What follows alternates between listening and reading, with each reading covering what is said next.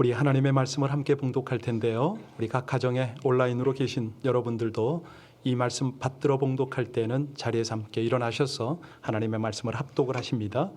마태복음 15장 29절로 마지막 절까지입니다. 15장 29절부터 합독하시겠습니다. 예수께서 거기서 떠나사 갈릴리 호숫가에 이르러 산에 올라가 거기 앉으시니 큰 무리가 다리 저는 사람과 장애인과 맹인과 말 못하는 사람과 기타 여럿을 데리고 와서 예수의 발 앞에 앉힘에 고쳐주시니 말 못하는 사람이 말하고 장애인이 온전하게 되고 다리 저는 사람이 걸으며 맹인이 보는 것을 무리가 보고 놀랍게 여겨 이스라엘의 하나님께 영광을 돌리니라. 예수께서 불러 이르시되 내가 무리를 불쌍히 여기노라. 그들이 나와 함께 있은지 이미 사흘임에 먹을 것이 없도다. 길에서 기진할까 하여 굶겨 보내지 못하겠노라. 제자들이 이르되 광야에 있어 우리가 어디서 이런 무리가 배부를 만큼 떡을 얻으리이까? 예수께서 이르시되 너희에게 떡이 몇 개가 있느냐? 이르되 7개와 작은 생선 2마리가 있나이다 하거늘 예수께서 무리에게 명하사 땅에 앉게 하시고 떡 7개와 그 생선을 가지사 축사하시고 떼어 제자들에게 주시니 제자들이 무리에게 주매 다 배불리 먹고 남은 조각을 7강주리에 차게 거두었으며 먹은 자는 여자와 어린이 외에 4,000명이었더라. 예수께서 무리를 흩어보내시고 배에 오르사 마가단 지경으로 가시니라. 아멘. 하나님의 말씀입니다. 요즘에 만만치 않은 시절을 보내고 계신데 힘들지 않으십니까? 예, 힘내십시오. 우리 이제 곧 끝이 올 것 같아요. 무엇보다도 이렇게 얼었던 겨울이 이제 새파란 우물 돋는 봄이 오지 않습니까? 우리 구원, 우리의 행복을 주관하시는 주님께서 반드시 우리 모두를 격려하고 새로운 도약을 하게 하실 줄로 믿으시기 바랍니다. 전심 식사를 하는데요, 한 분에게 식사를 좀 하라고 그랬더니 안 하신답니다. 왜 안 하시냐고 물었는데 이분이 머뭇거려요. 그래서 재차 물었죠. 식사를 왜 안 하십니까? 그랬더니 예, 오늘이 제의 수요일이라 사순절 시작이라 제가 금식을 합니다. 이렇게 대답을 하는데 까맣게 잊고 질문을 하던 제가 너무 무참한 거예요. 목사가 돼가지고 야, 난 왜 이럴까? 그런 적이 있었습니다. 지금이 사순절이죠. 사순절은 어떤 절기요? 예, 부활절 전에 40일간 금식하는 이런 절기라도 또 얘기를 합니다. 근데 이게 이제 언제부터 이렇게 지켜졌느냐? AD 325년에 니케아 교회법에 처음으로 등장을 하죠. 그리고 이제 이후 한 2세기, 3세기를 지나면서 부활절을 앞두고 보통 2, 3일 금식하는 것이 일반적이었습니다. 그러다가 이제 점점 바뀌어요. 어떻게 바뀌냐면 이제 세례고 침례를 받는 이들을 교육시키는 그런 어떤 또 준비 기간 이렇게도 바뀌기도 하고요. 그랬었습니다. 그러면 요즘 사순절은 어떻게 지내느냐? 여러 가지 금식도 하긴 합니다. 미디어 금식, 내가 유튜브를 안 보겠다. 혹은 내가 드라마를 안 보겠다. 이런 것들이죠. 예, 내가 좋아하는 걸 끊고 특별히 그 구제를 힘쓰고 또 경건하게 은혜롭게 지내겠다. 이런 결심을 하는 때가 바로 이때입니다. 사실 이 사순절이요, 그냥 절기를 지키는 의미도 있지만 더 중요한 거는 이 사순절을 통해서 치유가 많이 일어납니다. 많은 분들이 회복을 경험하게 되고요. 또 막혔던 것들이 열리고 풍성함을 경험하게 되는 게 바로 이 절기거든요. 왜 그런지 아시죠? 우리 예수님이 광야 같은 세상에 오시잖아요. 주로 가난한 자들을 찾으시잖아요. 병든 자들을 불쌍히 여기시잖아요. 그들을 구원하시고 치유하시고 회복하셔서 마침내 풍성케 하시는 그런 분으로 우리 가운데 오셨기 때문에 그렇습니다. 이거는요, 육체적으로, 정신적으로, 영적으로 여러 가지 그 고통을 해결하는 동시에 굶주리고 가란 영혼들을 배부르게 하는 우리 하나님의 은혜거든요. 그런데 이걸 알아요. 우리가 믿습니다. 그런데도 불구하고 사람들은 병들면 먼저 뭐 하죠? 병원부터 갑니다. 예, 그렇게 해야 되는 걸로 알아요. 물론 병원에 가야 됩니다. 그런데 우선순위가 있죠. 뭐부터 가장 먼저 하라? 기도부터 해야죠. 기도부터. 예. 그런데 목사인 제가 성도님들이 아프다 그러면 이제 기도를 먼저 하잖아요. 낫질 않을 때가 있어요. 그러면 저는 어떡합니까? 실망이 되죠, 저도. 그래서 바로 또 주님 앞에 무릎을 꿇게 됩니다. 주님, 저의 믿음 없음을 도와주십시오. 아니, 주님이 살아계시고 주님이 일하시는데 왜 제가 실망하죠? 아니, 더 주님의 일인데 제가 왜 이러고 있습니까? 주님 책임져 주세요 하고 때를 씁니다. 그러면 어떻게 돼요? 응답을 해주세요. 최소한 깨닫게 해주세요. 그런데 문제는 뭐냐면 아무리 목사라도 깨닫는 게 너무 느리다는 거예요. 그러니까 주님께서는 계속 말씀으로 은혜를 주시는 겁니다. 그것이 오늘 본문이에요. 깨달음이 느린 저 같은 사람들, 성도님들을 향하여 오늘 하나님께서 주신 말씀인데요. 예수님께서 이 땅에 왜 오셨다고요? 예, 여러분을 집중시키는 방법 중에 하나가 제가 말을 끊는 거거든요. 왜 오셨다고요? 네, 가르치시고 전파하고 고치러 오셨죠. 우리 15장 22절부터 보면은 여인이 한 명 등장을 했습니다. 그 여인이 어디 여인인지 혹시 아세요? 예, 가나안 여인. 가나안 여인이 등장을 했는데 이 여인이 예수님께 나와서 구하는 것이 있었습니다. 뭘 구했습니까?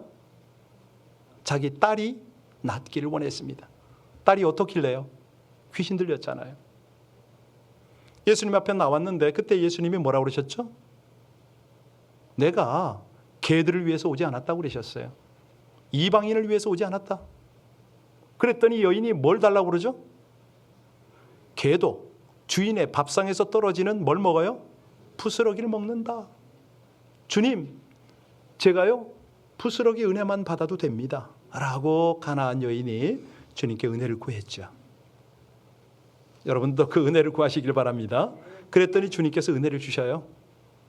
이때부터 무슨 일이 벌어지냐면 예수님은 이방인들을 향한 사역을 점차 확산시키고 계십니다.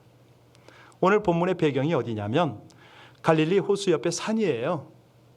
그 산 주변 자락에서 병든 자들을 많이 데리고 오니까 고쳐주셨고요. 또 거기 있는 많은 무리들이 시장하니까 먹여주신 것이 오늘 본문의 배경이죠.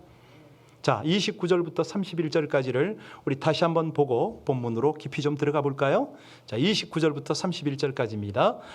예수께서 거기서 떠나사 갈릴리 호숫가에 이르러 산에 올라가 거기 앉으시니 큰 무리가 다리 저는 사람과 장애인과 맹인과 말 못하는 사람과 예수의 발 앞에 앉힘에 고쳐주시니 말 못하는 사람이 말하고 장애인이 온전하게 되고 다리 저는 사람이 걸으며 맹인이 보는 것을 무리가 보고 놀랍게 여겨 이스라엘의 하나님께 영광을 돌리니라. 여기가 어떤 지역이냐면 대가볼리 그쪽 지역인데요. 사실은 그 주변이 이방입니다. 국경선이죠. 뭐 이런 이스라엘 변방입니다. 가난하고 병든 이를 찾아가신 거예요. 소외된 사람이 거기 많으니까. 그리고 그들의 병의 근원을 진단하시고 말씀으로 가르치십니다. 병의 근원이 뭐죠? 건강관리 잘못한 것도 있지만 죄로부터 오는 근심, 걱정, 염려 뭐 이런 것들입니다. 이런 것들이 정신적 질병과 영적 질병으로 연결이 되는 거죠.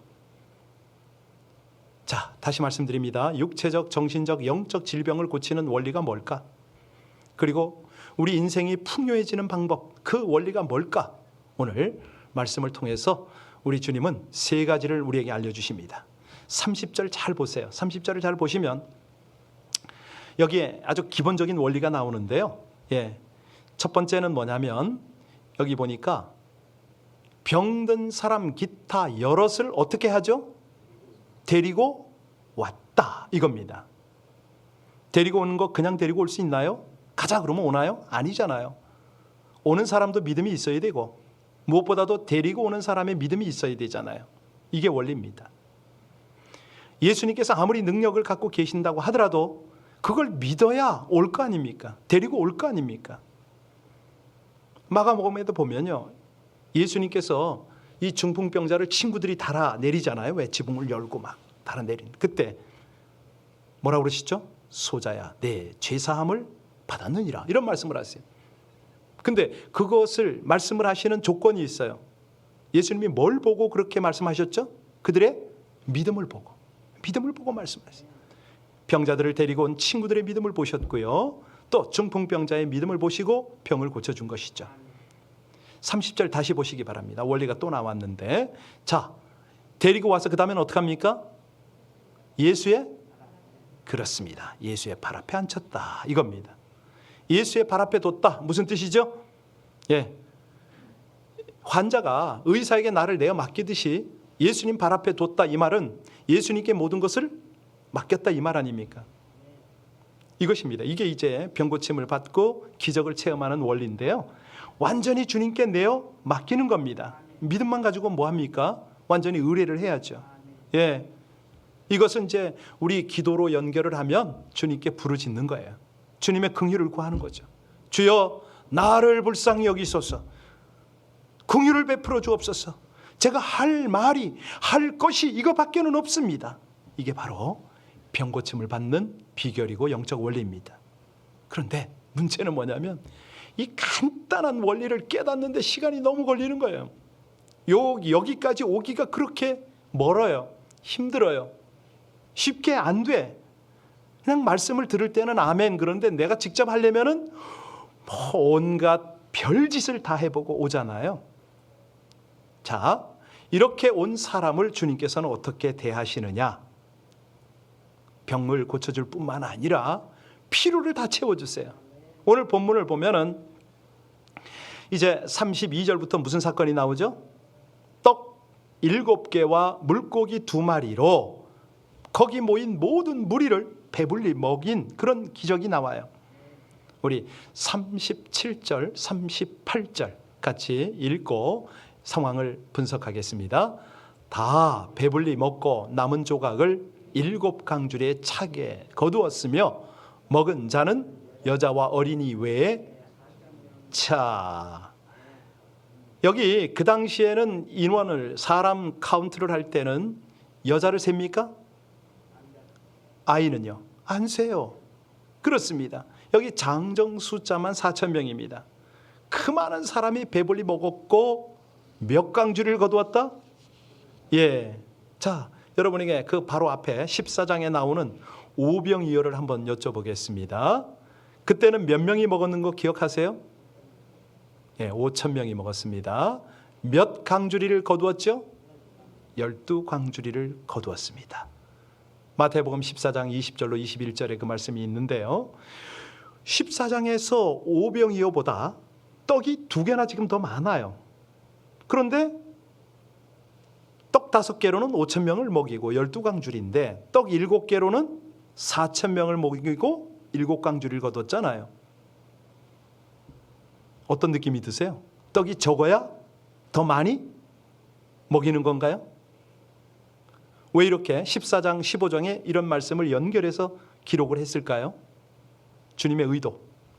마태가 물론 받아서 기록했지만 이 주님의 교훈이 뭐죠? 네, 여기서 중요한 건 뭐냐면 전원이, 거기 있는 모든 사람이 배불리 먹었다 이겁니다. 만약에 그 자리에 10,000명이 모였으면 무슨 일이 벌어졌어요? 10,000명 다 먹었죠. 예. 왜 그렇습니까? 예수님의 능력은 무한하니까. 예수 그리스도는 어제나 오늘이나 영원토록 동일하십니다. 만약에 그 자리에 5병이어도 없고 7병이어도 없었어요.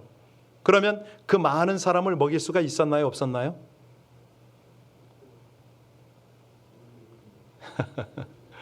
궁금하세요?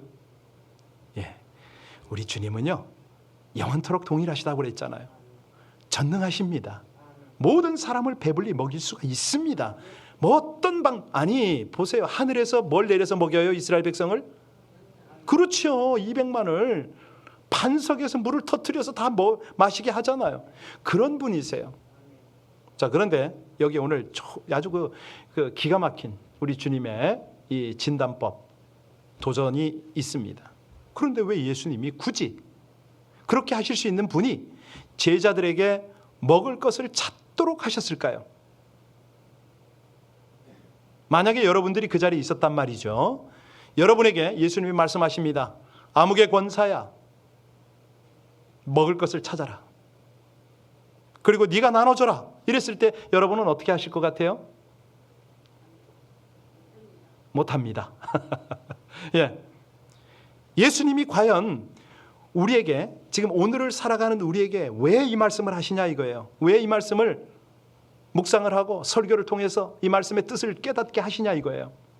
우리는 어떤 자세를 가져야 되느냐? 오늘 그겁니다. 자, 치유도 받고 풍성함을 누리는 비결 첫 번째는 뭐냐면 믿음입니다. 뭐라고요? 주님이 뭘 요구하신다고요? 믿음은요, 우리 예수님의 무한한 능력에 접속되는 통로입니다. 이게 파이프예요. 파이프. 예수님은 제자들에게 봐라, 저 무리가 너무 배가 고픈데 뭘 좀 먹여야 되지 않겠느냐라고 말씀합니다. 사흘 동안 여기 있었다는 거예요. 같이 말씀으로 아주 그냥 수련을 했나 보죠. 자, 아무것도 없는 광야에서 이 말씀을 하시니까 제자들이 얼마나 당황스럽겠어요. 33절 한번 보실까요? 33절을 보시겠습니다. 같이 읽습니다. 제자들이 이르되 광야에 있어 우리가 어디서 이런 무리가 배부를 만큼 떡을 얻으리까? 어디서 많이 듣던 얘기 아니에요? 바로 앞장 14장에서 이 얘기를 들었어요. 그때 오병이어 사건 때도 똑같은 얘기를 했어요. 제자들이. 아니, 우리 주님께서 그때 바로 앞에서 그런 장면을 연출했으면 이 제자들이 어떻게 해야 돼요? 예, 주님, 제가 주님을 믿습니다. 이러고 나갔으면 얼마나 좋았겠어요. 그런데 똑같은 대답을 하네. 어디서 이렇게 떡을 구해오냐고, 어떻게 먹일 거냐고. 여러분, 그들에게 믿음이 있었다 없었다? 없잖아요. 지금 주님이 그 믿음을 지금 끌어올리는 거예요. 34절에 보세요. 예수님께서 이런 제자들에게 어떻게 말씀하시는지 같이 읽습니다. 예수께서 이르시되 너희에게 떡이 몇 개나 있느냐 이렇게 물으셨어요. 몇 개나 있느냐? 왜 이렇게 말씀하시죠? 너희들 바로 얼마 전에 그 빈들에서 오병이어를 나눴던 그거 잊어버렸느냐 이 말씀 아닙니까? 왜 이 말씀을 하시는지 우리가 빨리 뜻을 깨달아야 돼요. 왜 이 말씀을 하셨다고요? 그들의 믿음을 일으키려고 그 말씀을 하시는 거예요. 왜냐하면 하나님의 능력이 어디에 부어진다고요? 믿음의 그릇에 부어지니까 그래요. 어떻게 하든지 제자들을 지금 믿음을 끌어올려야 되잖아요. 믿음이야말로 기적을 경험하는 통로거든요. 우리가 성경 곳곳에 보면 그런 역사들이 참 많은데요. 마가복음 5장에 보면은 12해 동안 혈루증을 앓는 여자가 나오잖아요. 그 여인이 어떻게 살았습니까? 병 좀 고쳐보려고 용한 의사 다 찾아가고 약이란 약 다 써봤어요. 결과는 뭐죠? 돈 다 잃어버리고 증세는 더 위중해졌어요.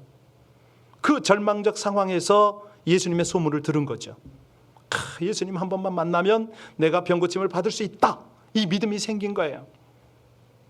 몸이 쇠약하고 피는 나지만 겨우겨우 예수님이 계시다는 곳으로 왔지 않습니까? 그런데 막상 예수님을 만나려고 하니까 그 주변에 사람들이 너무 많은 거예요. 뚫고 들어갈 수가 없어. 고민했겠죠. 부끄럽고 두려웠겠죠. 그런데 그 여인에게는 절박함이 있었습니다. 절박한 믿음이 있었던 거예요. 이번 기회를 놓치면 나는 영영 끝이야. 이런 믿음이 있었던 거죠. 가서 예수의 뭘 잡아요? 옷자락을 잡았어요. 그랬더니 무슨 일이 벌어집니까? 믿음이 예수님의 능력을 흐르게 한 거예요. 예수님의 능력이 여인에게 흘러 들어간 거죠. 예수께서 그때 뭐라고 그러셨는지 기억하세요? 딸아, 내 믿음이 너를 구원하였으니 평안히 가라. 내 병에서 놓여 건강할지어다. 이거예요, 이거. 예수님의 능력이 흘러들어가게 하는 통로가 뭐라고요? 믿음이고, 기적이 일어나게 하는 그릇이 뭐라고요? 믿음의 그릇이다. 그러니까 예수님의 능력은 무한하지만 믿음대로 받는 거라 이 말입니다. 믿음대로 받는 거다. 여러분, 주님의 말씀에 믿음으로 반응해서 능력의 역사를 체험하시기를 주의 이름으로 축원합니다. 35절 가만히 보세요. 여기 보면은 자, 이제 처음에는 믿음을 예수님께서 쭉 끌어올리고 35절에서는 뭘 기대하십니까? 같이 읽을까요? 예수께서 무리에게 명하사 땅에 앉게 하시고. 자, 땅에 앉게 하셨어요. 아니 뭐 서도 되고, 아니 누워도 되고 별게 다 있는데 지금 먹을 준비를 시킨 거 아닙니까? 땅에 앉혔어요. 이게 무슨 얘기죠? 제자들이 순종하기를 바라신 거예요. 그 훈련이에요. 바로 믿음 다음에는 그러면 너에게 믿음이 있다면 순종 좀 해봐라, 이 말씀 아닙니까? 자, 이제 땅에 앉는 모습을 보고, 순종하는 모습을 보고 예수님이 어떻게 하시죠? 바로 그 다음 절에 보면 생선, 떡을 가지고 뭘 하세요? 그렇죠. 축사의 뜻이 뭐죠? 감사기도입니다. 감사기도. 축사라는 것은 감사기도다, 이 말입니다. 떡과 물고기를 들고 어떻게 감사해요? 하나님께 감사하는 거야. 하나님, 이것을 주신 하나님 감사합니다. 이것을 통해서 이 많은 무리에게 나누어 주실 하나님을 감사합니다. 이 축사를 하신 거죠. 그러고 나누어 주시는데 나눠줘도 계속 떡과 물고기가 새로 나오는 거예요. 4,000명이 먹고 7강조리가 차고 넘치는 그런 역사가 나타난 거죠. 여러분, 이거는 그 당시만 있었다? 오늘날도 있다 없다? 오늘날도 있습니까? 경험해 보셨어요? 네, 우리 교회는 여러 번 경험을 했습니다. 한두 번이 아니에요. 예, 멕시코에서도 경험을 하고 여러 곳에서 여기 우리 LA 비전 교회 안에서도 여러 번 경험을 했습니다. 뭐 일일이 그거 다 말씀드리려면 한두 끝도 없는 거고요. 김 목사, 당신 설교하면서 그런 거 함부로 얘기해도 돼? 예, 제가 증인이니까 언제든지 오십시오. 자, 여기서 오늘 본문의 핵심은 뭐냐면 이 치유와 풍성함을 누리는 영적 원리입니다. 그죠? 두 가지 오늘 말씀드렸는데 뭐와 뭐다? 믿음과 순종이다. 오케이. 이거는 기적을 경험하는 비결이다. 여러분, 우리가 이게 한두 개가 아니에요. 성경에 보면 요한복음 2장에 물이 포도주로 변한 사건 나오잖아요. 그때 그 배경 아세요? 혼인잔치집이 배경이에요. 손님이 너무 많이 왔어요. 준비했던 포도주가 다 떨어졌죠. 큰 낭패입니다. 이 당황스러운 상황에서 예수님의 모친 마리아가 가만히 보고 있을 수만 없어서 나섭니다. 예수님 보고 어떻게 좀 해보라고. 예수님이 어떻게 하죠? 처음에 거절해요. 그때 모친이 마리아가 어떻게 합니까? 하인들에게 지시를 합니다. 예수님이 뭐라고 지시를 해도 그대로 순종하라고. 순종하라고. 어떤 말씀을 하셔도 순종하라고. 그때 예수님이 뭐라고 그러시죠? 물 항아리에다가 물을 채워라. 아기까지 채워라. 그건 이해가 돼. 그런데 그걸 또다가 갖다 주래요. 이게 물인데. 또다가 갖다 줬더니 포도주가 됐더라. 언제 변했는지 우린 몰라요. 부을 때 변했는지 뭐 담겼을 때 변했는지 떨 때 변했는지 우린 몰라요. 그런데 원리는 뭐죠? 믿음과 순종이었다. 그렇죠? 예, 요거 내 생각이 아닙니다. 하나님의 명령이에요. 하나님의 말씀이에요. 그 말씀을 믿고 순종하면은 하나님의 능력을 체험하는 저와 여러분들이 되실 줄로 믿습니다. 오늘 34절 다시 한번 보세요. 34절 보시면은 자, 아까 봤더니 여기에게 너희에게 떡이 몇 개나 있느냐 물어보셨어요. 네, 없는 것 같았다는 이거죠. 그런데 찾아보니까 나왔다는 거예요. 아니, 사흘 동안 거기 있었으니까 뭐 별로 없었겠죠. 그런데 찾으니까 나와요. 물론 소량입니다. 뭐 장정 한 사람이 먹기에도 부족할 수도 있겠죠. 그런데 여기서 원리가 나와요. 또 원리가 나오는데 그게 뭐냐면 주님이 그걸 받으신다는 거예요. 그리고 감사하신 후에 나눠주셨는데요. 자, 우리가 본대로 배불리 먹고 7강주리를 거두었다. 여러분, 7병 2여가 없었다면 이런 기적이 가능할까요? 예, 얼마든지 가능해요. 없어도 될 거고 적어도 됐을 거예요.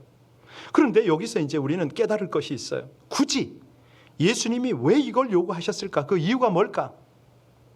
우린 조금 전에 우린 나눴어요. 아, 그렇구나. 우리의 믿음을 세워주시고 우리의 순종 여부를 보시려고. 그런데요, 이 말씀을 하신 의도가 있으세요. 또 다른 의도. 그게 뭐냐면, 얘들아, 최선을 다하는 모습이 보고 싶구나, 이거 아닙니까? 아니, 그들 속에 있는 최선의 것, 정말 가지고 있는 그거를 주님이 원하셨던 거예요. 그렇게 우리 주님은 우리와 교제하고 싶고 동역하고 싶어 하십니다. 아니, 주님이 가장 원하는 거는요, 여러분들의 마음인 거예요.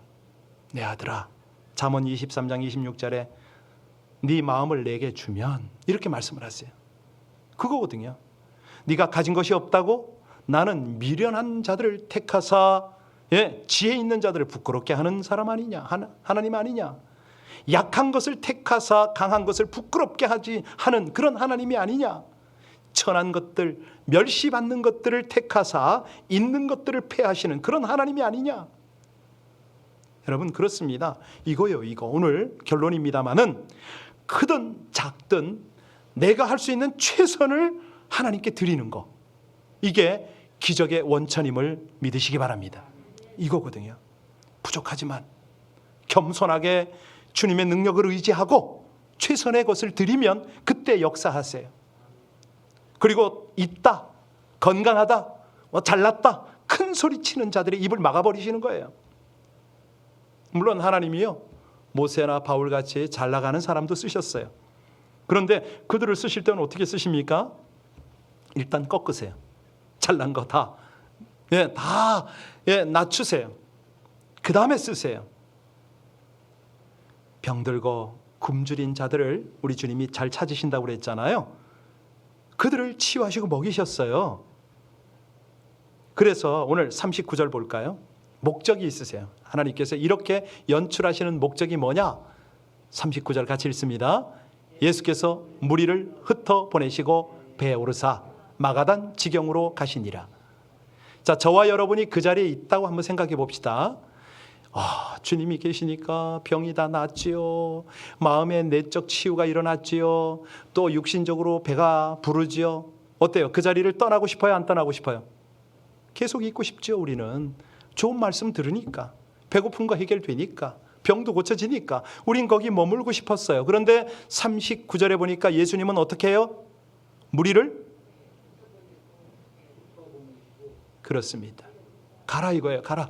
여기 더 있으면 안 된다는 거예요. 안 가니까 어떻게 해요? 예수님이 직접 배를 타고 떠나셨어요. 이걸 잘 보셔야 돼요. 자, 우리 주님께서 우리에게 치유하시고 풍성케 하시는 이유가 바로 이겁니다. 너만 누리려는 게 아니에요. 함께 나누려는 거 아니에요. 증거하려는 거잖아요. 이 은혜를 나누고, 정말 이 은혜를 전하지 않으면 견딜 수 없는 그런 마음을 가져라, 이 말씀 아닙니까? 우리가 체험한 구원이 있습니다. 그죠? 우리가 날마다 또 주일마다 영적 양식을 먹습니다. 그 다음에 우리는 어떻게 하라고요? 주님을 기쁘시게 해야죠. 여러분, 지금이 코로나 상황인데요, 우리 하나님의 능력은 부족함이 없음을 믿으십니까? 정말 그렇습니다. 하나님 그렇게 일하세요. 우리 교회 일하시는 걸 보면 너무너무 기가 막혀요. 분명히 마이너스가 나야 되는데, 쩔쩔매야 되는데 가고 있어요. 어떤 때는 좀 죄송스럽긴 해요. 이렇게 대면 예배에 많이 안 나오실 때 이런 공간을 우리가 가지고 있어야 되나? 줄여야 되는 거 아닌가? 이런 기도가 되기도 해요. 그런데 그런 기도를 할 때마다 하나님께서는요, 기가 막힌 방법으로 당신의 역사를 이루시더라고요. 이마양 저마양으로 채우세요. 여기저기서 그렇게 함께 하나님의 역사에 동참을 하고 계셔요. 그런데요, 가만히 보면은 거기에 원리가 있더라고요. 여러분, 성령의 감동을 받고 순종하는 사람들, 최선의 것을 함께 공유하는 이 사람들을 통해서 그렇게 일하시는 하나님이신 거 믿으세요? 그렇게 하시더라고요. 마스크가, 세정제가 휴지가, 이불이, 여행용 세면도구 세트가 헤아릴 수 없이 교회를 거쳐서 나갔어요. 수많은 사람에게 흘러갔어요. 가난하고 병든 자를 섬기려고 하면 우리 하나님이요 그렇게 때를 따라 채워주시고 다 공급하시는 거예요. 그런데 아주 중요한 거 있습니다. 중요한 거. 아주 중요한 게 뭐냐면 여러분, 지금 내가 가진 것을 가지고 주님을 섬기려고 해야지, 가령 나중에 할게요, 돈이 들어오면 할게요, 더 벌어서, 절대 그런 거 없습니다.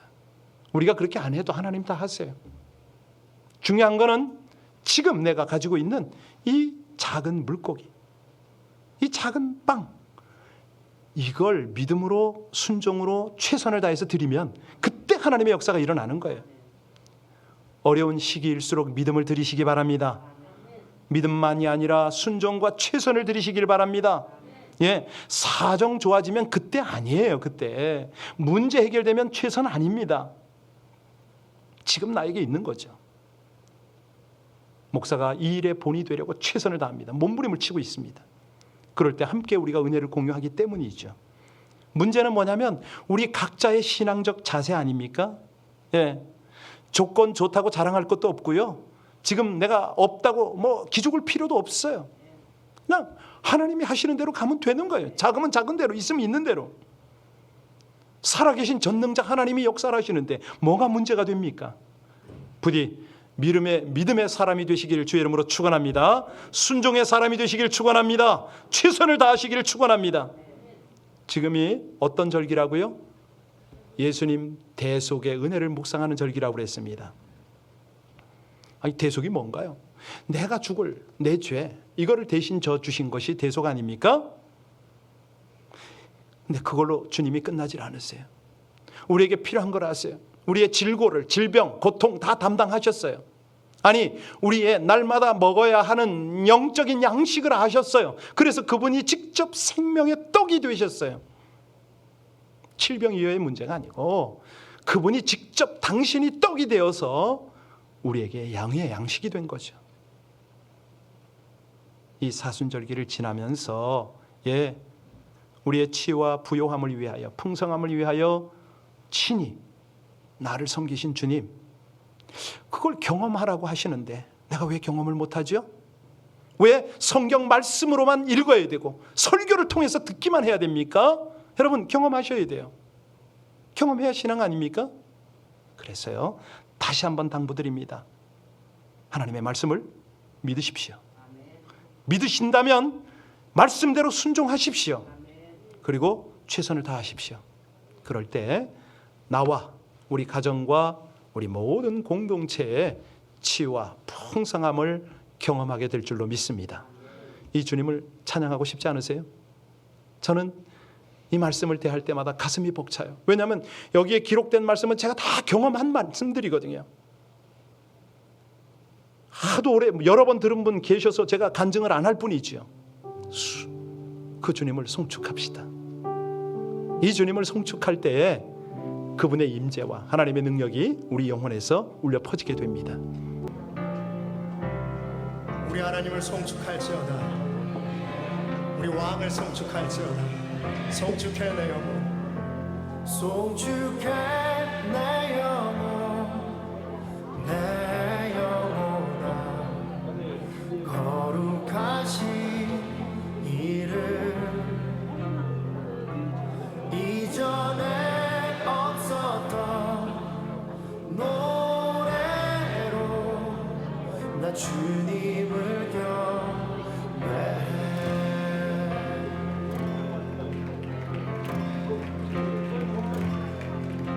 해가 뜨는 새 아침 밝았네. 이제 다시 주님 찬양. 무슨 일이나 어떤 일이 내게 놓여도 저녁이 올 때 나는 노래해.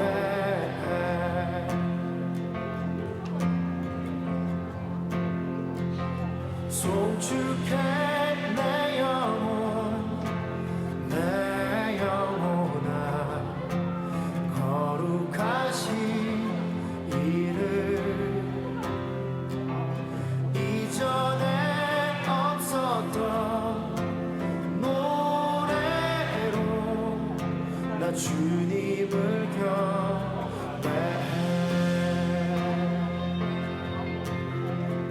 우리 하나님은 어떠한 분이십니까?